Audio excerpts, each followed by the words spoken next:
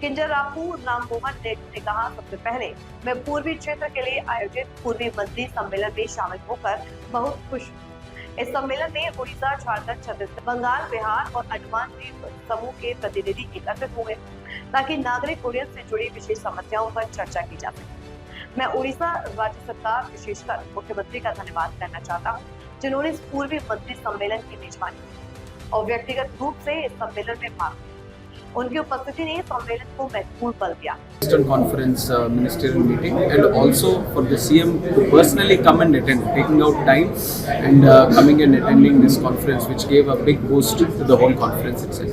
And the most important thing for us to have these conferences is to reach out to the states, to offer them a hand-holding and to offer them all the support that is required to increase the aviation footprint in their own state. Now we are seeing after Narendra Modi ji has taken over the Prime Ministership in 2014, his big boost has been coming in the civil aviation sector. From 2014 to 2025, in the 11 years, we have seen 88 airports, new airports being built. And all of these airports are not only in the big cities, but they are in tier 2 cities and tier 3 cities also. Now, in a way, Honorable Prime Minister's vision of हवाई चप्पल से हवाई जहाज का सफर, ये हमें सच होते हुए, एक रियलिटी होते हुए देखने को मिला है.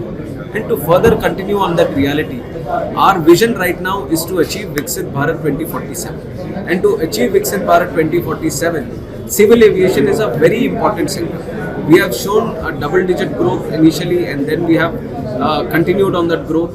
And today we are seeing that one of the biggest growth sectors in the country is civil aviation. And in fact, if you compare it with the other countries in the world, nobody is growing like India is growing in civil aviation. So we see that there is a lot of demand.